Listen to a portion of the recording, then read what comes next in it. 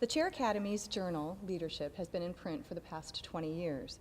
A new segment is now being published in the journal entitled Leadership Legends and Lessons, and we have identified Dr. Sanford Shugart, who we know as Sandy, as one of our legends. Dr. Shugart, Sandy, is president of Valencia College and has been such since the year 2000. Valencia College, it's interesting to note, is one of the most celebrated community colleges in America, winner of the first Aspen Prize for Excellence. Prior to Valencia, Dr. Shugart served as president of North Harris College and as vice president and chief academic officer of the North Carolina Community College System. He earned his PhD in teaching and learning from the University of North Carolina at Chapel Hill. And in addition to his career in education, and as we're going to be referring to during this interview, Sandy is a published poet, songwriter, and author of the book Leadership in the Crucible of Work, Discovering the Interior Life of an Authentic Leader. Welcome, Sandy. Thank you. Good to be here. We're happy to have you here today. We should let our viewers know that we are conducting this interview from the Grand Ballroom of the La Cantera Resort, which is the site of the Chair Academy's 25th Anniversary International Leadership Conference. So we are excited to be here, and we're excited to have Dr. Shugart as one of our keynote speakers during conference. We now have this opportunity to gather your responses around several leadership, post-secondary, and conversational issues. Should we get started? Happy to. Okay, let's go. The Chair Academy, as I mentioned, is celebrating its 25th anniversary. How did you get involved with the Academy, and why do you stay involved? Well, when I was a young, fresh, inexperienced president, how long ago was that? That was 25 years ago. I landed in a college that had a lot of potential, but was very traditional and staid, I thought.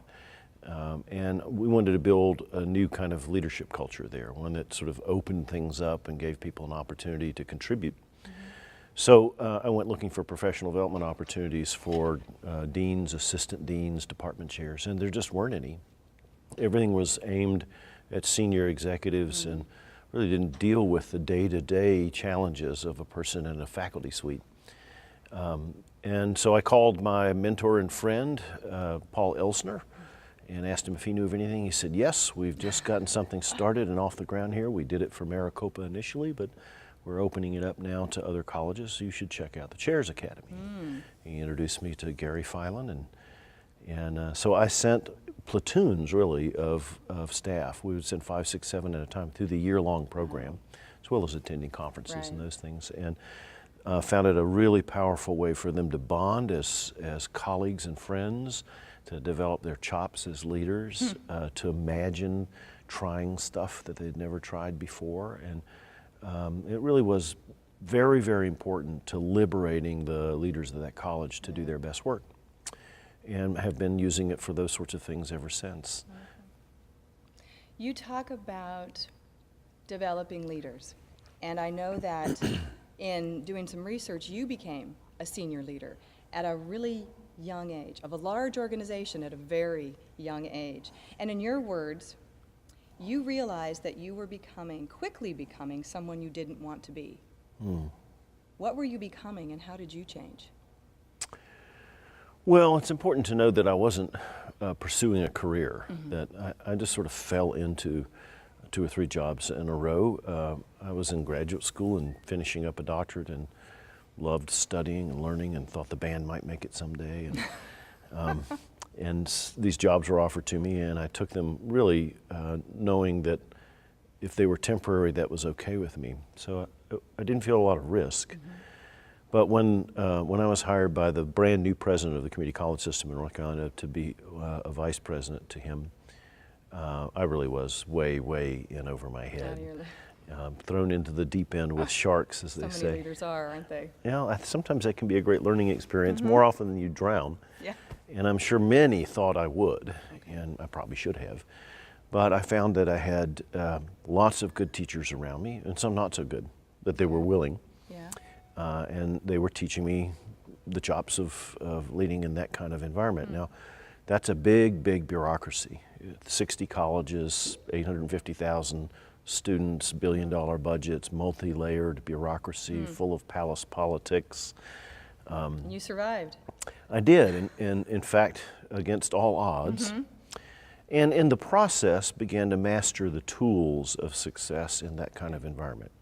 So the tools of power that people are given to use to manage complex bureaucracies, like having information and being able to withhold it or release it, forming coalitions and power relationships and dissolving them, making deals, deciding who's on your team and who isn't, and so on.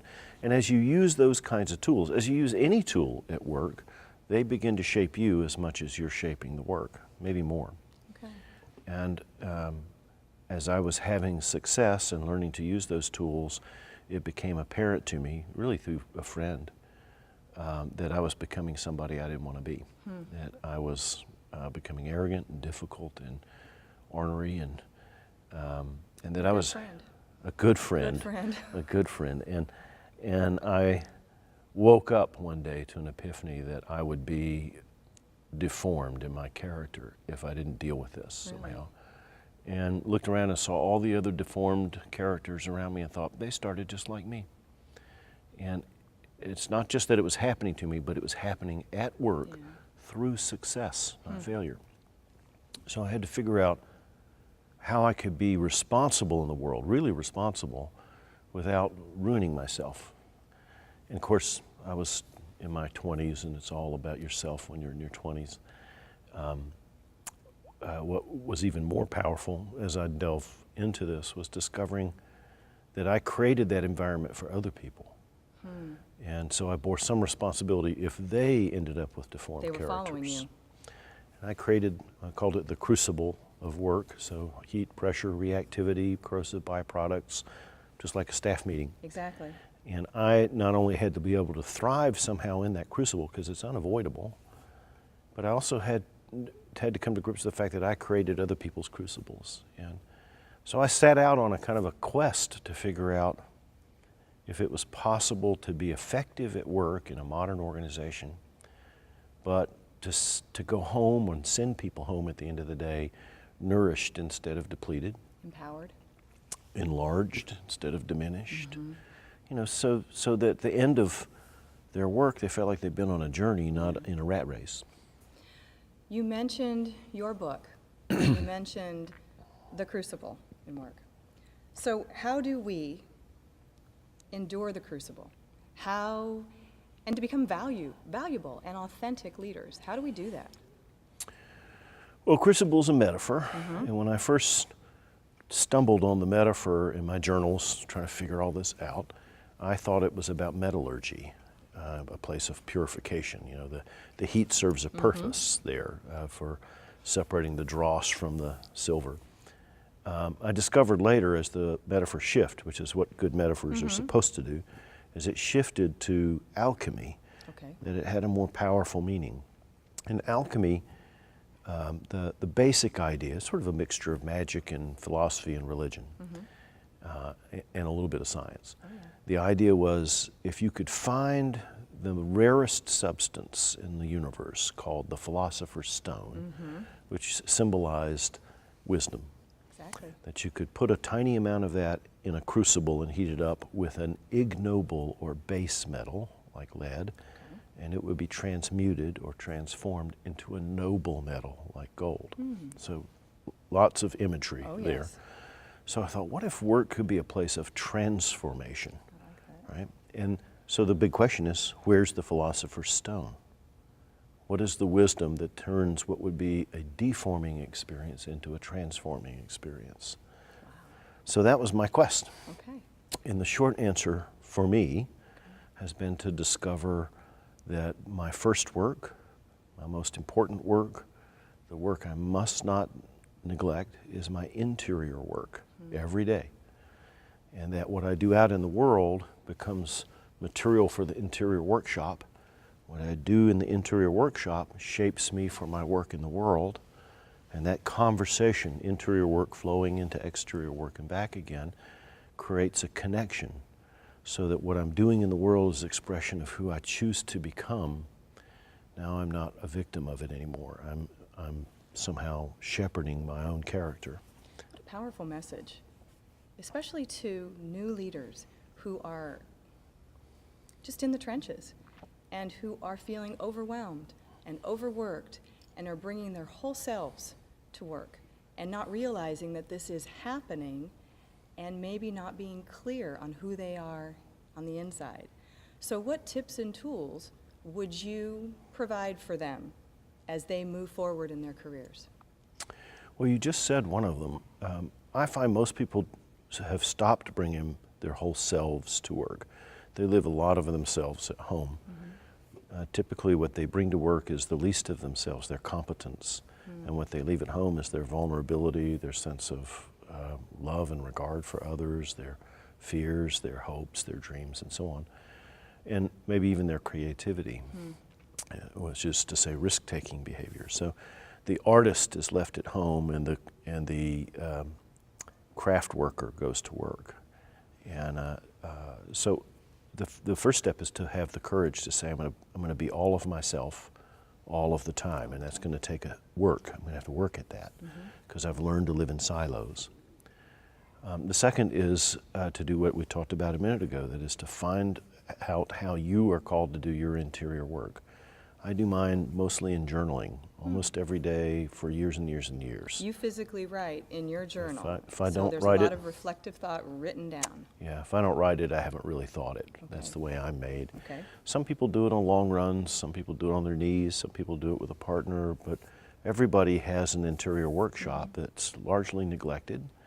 And to learn to go there every day again and make meaning out of what happened during the day and ask yourself the questions that only you can ask yourself and answer it in ways only you have the courage only to say to yourself. And so, you know, sometimes the conversations are profound, sometimes they're banal, but they're yours. Do you spend time with your conversations? Do you spend time going back to your journals and looking how you felt about specific things on specific days? Yes, I used to do it a lot, less so now because it's so hugely embarrassing. A little busy. Well, yeah, but you read it and you go, oh, I can't believe I was that immature, or... But that's truly being authentic to who you are. Yes. You have enough trust and capability to put pen to paper. Right. And then to go back and Right. say, this is where I am at this particular point, or where I was at this particular point. I think that's powerful. And an absolute commitment from my wife to destroy them should Shortly anything happen to me. after. So you talked about courage. You talked about journaling. Is there another tip or tool that you would provide to new leaders? Well, you know, leadership is a kind of a performing art. And so there are techniques to master, just like in any art form. You don't appreciate a person who claims to be a ballerina but never did the millions of hours of work required to perfect the technique. On the other hand, there are people who claim to be artists who are good technicians but have nothing to say. And so there's this, you have to have both. So yes, there's technique to master. Go master it. It's things like the techniques associated with deep listening and other kinds of communication, although listening should come first. Techniques associated with organizational development and change, techniques associated with dealing with other human beings who are in trouble or stress. There's lots of technique to master. But mastering the technique doesn't make you a great artist, it just makes you a technician. And so to that you must add the deeper character conversations where you ask, what is my work? What is my work in the world? What impact do I want to have in the world? It's a powerful question, you know, and sometimes people just don't have the answer to that. And what I hear you saying is really the interior work of getting clear. That's hard work for a lot of us, especially in this era of change. Right. It's difficult. Right, and it's not about you at the end of the day. It sounds very selfish to turn inward this way, but it really isn't, because the question really is, what impact do you want to have on others? Okay.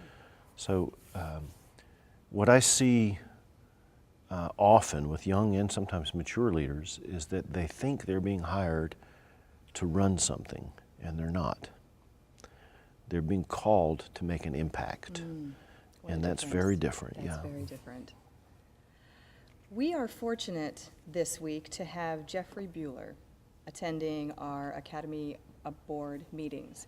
And I don't know if you've read his book, Building Academic Leadership Capacity, A Guide to Best Practices, but he is going to be talking about the importance, and I'm going to read this to get it right, academic and administrative leaders initiating, enhancing, and further developing leadership development programs, building leadership capacity.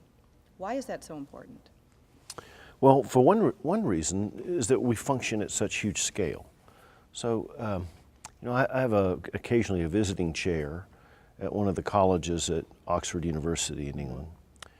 And it's a wonderful little college. It's about average size for the 40-something colleges and halls at Oxford, which is to say there are fewer than 200 students.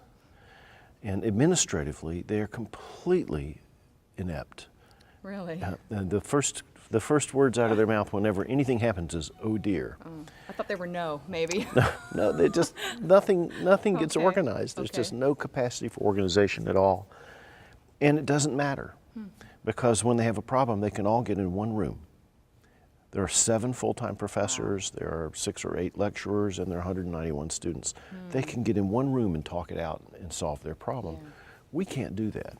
I work in a college that serves 70,000+ students a year, that has, 1,600 full-time staff and faculty and another 2,000 part-time. We function at scale, which is to say there must be leadership deep in the organization or the organization is unled. Yeah. And they're not mini-me's, they're not extensions of me, they're their own leaders that we've recruited and developed and support because they can take us somewhere. So my favorite question when I sit down with young frontline leaders in the college is, where would you like to lead us? Where are you going to lead me? Wow. Why would someone want to be led by you? Where will you lead us? Those are great questions to ask.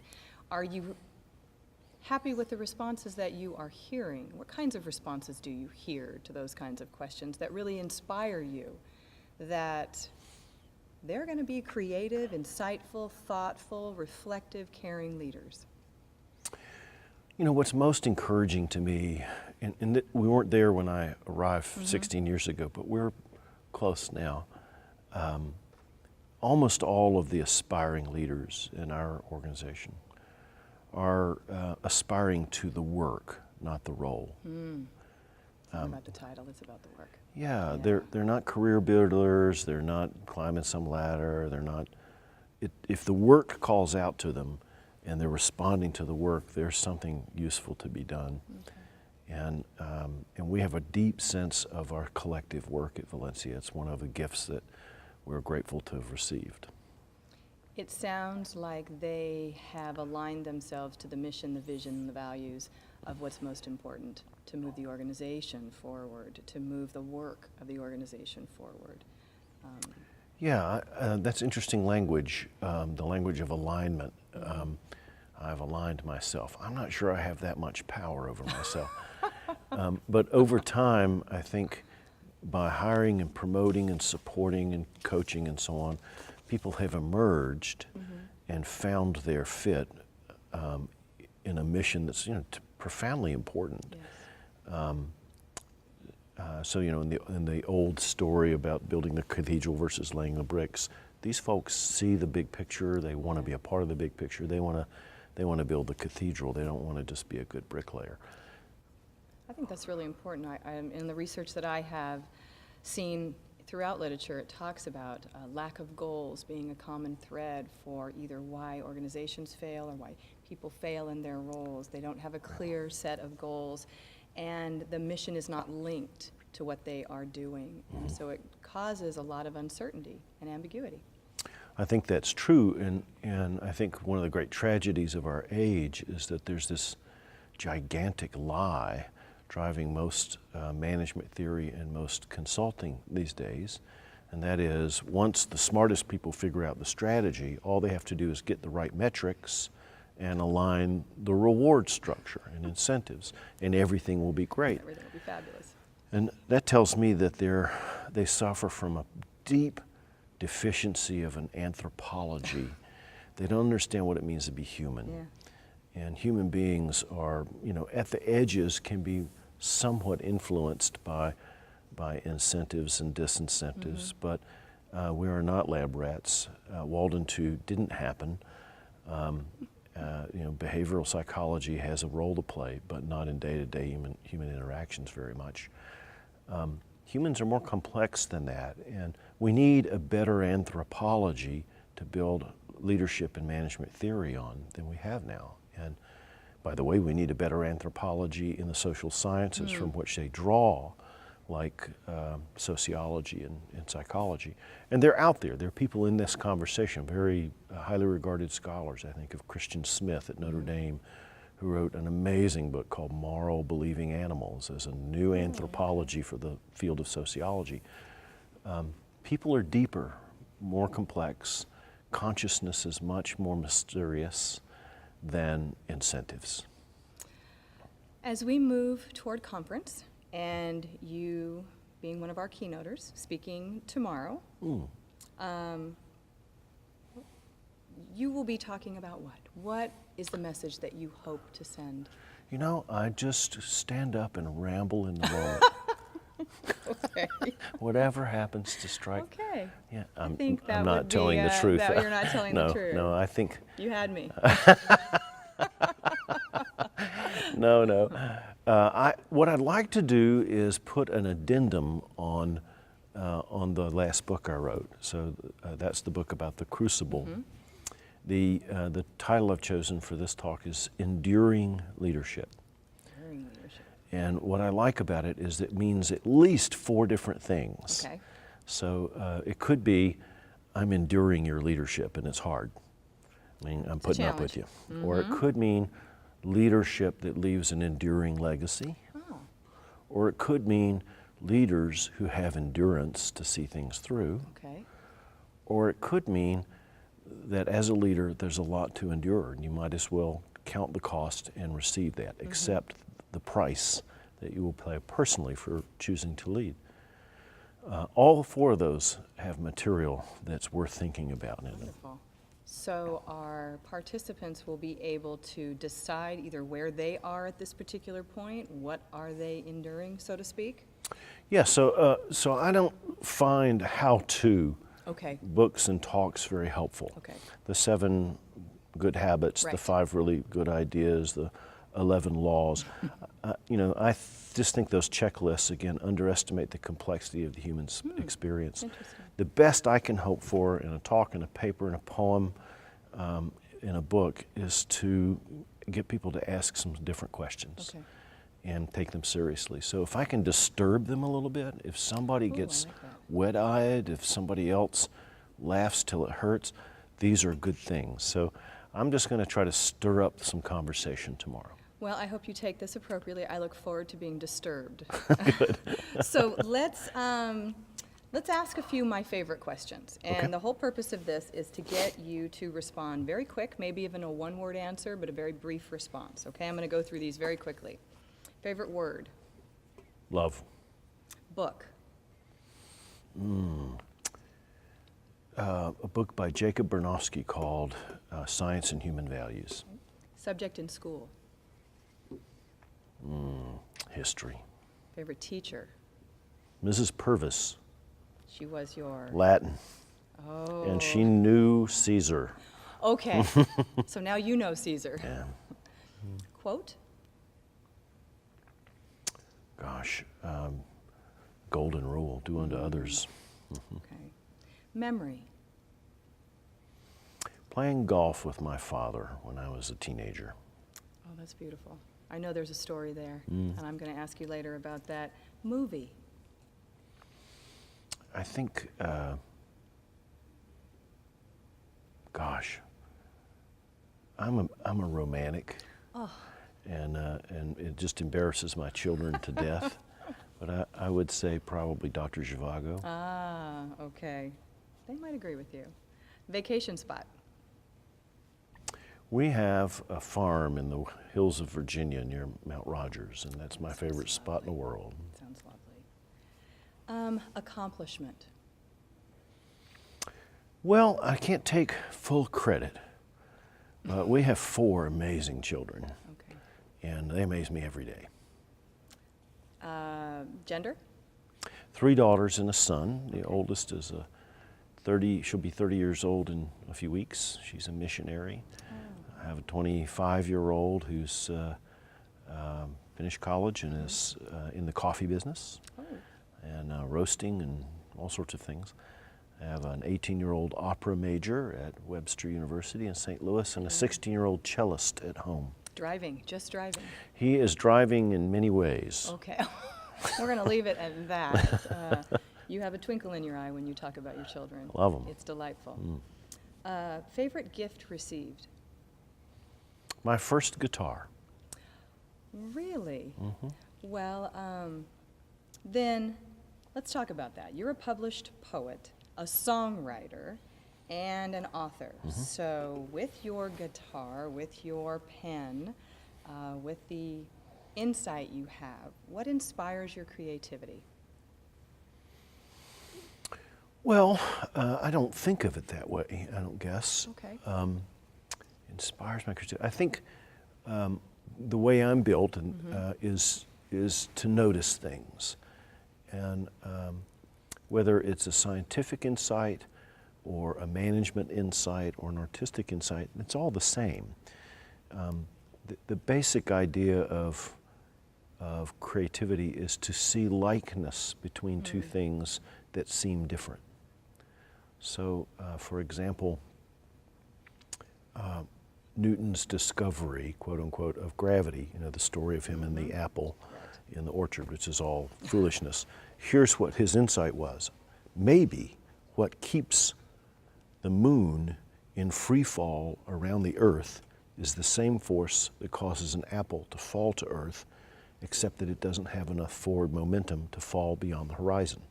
That was Newton's discovery. He saw in an analogy that the forces controlling the moon are the same as the forces controlling the apple. So a moon is just like an apple. Or a favorite song, Jimmy Webb song, "The Moon's a Harsh Mistress." The moon as a woman and a mistress. There's an analogy, that's a metaphor that's powerful. How are women like moons, and how are moons like women? So to me, it's all about just paying attention. And your art form is how you capture those observed connections and then test them and say, well, if that analogy works here or metaphor works here, how does it work over there? How is work like a crucible? Interesting. Okay. Full circle. Very interesting. Yeah, it's just insight, just paying attention and then capturing it somehow. I think a lot of people have the powers of observation. They don't even know they have them, but they never record them anywhere. They never take the time to sit down and say, that was an interesting thought I had. I think it was. I'm going to find out if it was and play with it, write it, paint it, sing it, do something with it. What a wonderful idea. Just a wonderful motivation for so many people who need to stop and take the time to explore and go through the discovery process. And for me, that habit helps me in every other part of my life too. So I think that way in a staff meeting. I think that way with my children. It's just a way of being in the world. And early in my life, I had a big insight that I didn't want to live my life in silos. Didn't want to have a home life and a work life and a business life and a school life and a sports life. And so I just wanted to have all of me all the time. I just wanted to be present. And it takes practice. But being all of yourself in all those places makes you both more vulnerable and more powerful in each of those places. Well, you said a very interesting word. You said it's a habit. And habit is practiced over time to become such a habit. And so this is something I know that this is who you are, and you are authentic to who you are. So we've learned a little bit about you. How would your friends describe you? What do we not know? Or your children, how would your children describe you? Well, I think they think I'm a little bit crazy. I do tease them a lot, and I can be very silly. And you might not see the silliness at work. Okay. unless you're really close to me at work, you know, the people right in my office see it, but probably out in the campuses of No, our college not so system, they much. don't see me being that silly. But you know, I'm a daddy even when I'm at work. Yeah. I love that. I do love that. If you could choose another profession, what would you have chose? Other than music, which, you know, I would love to have been successful in as a songwriter and musician. I started too late and wasn't good enough. But you know, the other profession that really cries out to me is architect. I love Really? design. Okay. Good design speaks to me. Okay, interesting. The foresight to create designs that work, whether you're designing a building or designing a faculty compensation system or design, and particularly the processes of collaborative design where a lot of people have to be able to contribute to the design. Those things really interest me. Really? Well, I'm thinking about how you construct a poem, you construct a book, you put together this Yes. song. So this goes right into what you enjoy doing, which is why not only are you good at it, but others enjoy reading it as well. I hope so. And feel empowered from it. Yeah. And that's what I have heard. I want to spend the last few questions talking about this segment. It's called Leadership Legends and Lessons, and we have identified you quite accurately as our leadership legend. So who do you admire as a legend? Who do you look to as a legend or admire? Yeah, well first let me say it's, I never thought of being a legend. And Alive and a legend at yes, the same I time. guess it's better not to be dead. Anyway, there are a lot of people I've admired over the years from whom I've learned a lot. You know, in our business, like thousands of others, Paul Elsner was very kind to me when I was a baby, and he was an elder statesman, and I learned a lot from Paul. I learned a lot from Alfredo de los Santos, who was his right-hand man towards the end of his career. Just a wonderful human being. Also from Bob Scott, who's the guy who hired me when I was 25 and put me in that big position, and then wouldn't let me run away from it when it was messing me up. Love-hate relationship with him probably sometimes. No, it's all love for All Bob. love? All love for Bob. Good. How he put up with me and what he saw in me is a mystery to me. You know, there are 3 or 4 presidents around that I admired early and learned from. A guy at Coastal Carolina Community College named Ron Lingle, who's been there for 100 years. Just a deeply thoughtful servant leader. You know, people who really practice. Right. Another friend in North Carolina named George Fouts. George has come out of retirement 3 or 4 times. He's the interim system president right now. I pulled out of retirement again. Brilliant, thoughtful, real, deeply honest and full of integrity. Those are the leaders I admire. Yeah. They're mostly, you know, leaders in real work. They're not heroes. They're just people who are doing the job because it's got to be done. You talked about making a difference. You talked about the work. So someday you will step away from the work. Or it'll step away from me. Or it will step away from you, absolutely. What do you hope to be known for, or how do you want to be remembered when that happens? You know, I understand the question, but let me say first, I'm not sure it's important to me to be remembered. Okay. I like a song to be remembered. Oh. I like a poem to have a life beyond me. I'd like the work to be vital and so on. But whether it's associated with my name or not doesn't matter much to me. Okay. You know, that kind of fame I only want inside my family. I want my family to remember me as a father and a husband and so on. But if the question, just to alter it a little bit, is what legacy would I want to leave? There are 2 or 3 things. I'd like to be able to believe that there are a lot of other leaders around who were encouraged by something I said or did, and they're willing to work harder and hang in there longer as a result of it. I'd like to believe that because Valencia has been able to do really good work at a large scale, others are able to say, that's doable. We could even do better. We could go further than they went. But that's not about me, that's about the work. That's right. You know, if someone said, what do you remember about Sandy? I hope someone would say he had a kind of a humility before the work that's unusual, because it's hard to do this. Yeah. There's no guarantees you're going to be successful at this. You could spend a life trying to change the outcomes we're trying to change and never see much in the way of movement of the needle, and it'd still be a life well spent. I like your answer, and I like the way you've reframed the question. I think you have made me think about legacy and importance of work, and really working on the interior and the power that can bring as you move forward as a leader.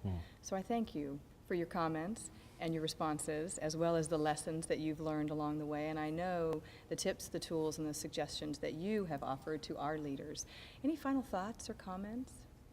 I am so pleased to see the Chair Academy thriving, still at large scale, still led by really talented people. I saw your list of facilitators. These are wonderful people. This work is still important, and to have kept your focus on the people in the middle of the organization instead of wandering into other places, I think is really smart. So I would just say congratulations to the Chair Academy for being the best at what you do. Well, we look forward to your keynote address and to spending some more time with you during conference. Thank you. Thank you. Very much. Pleasure.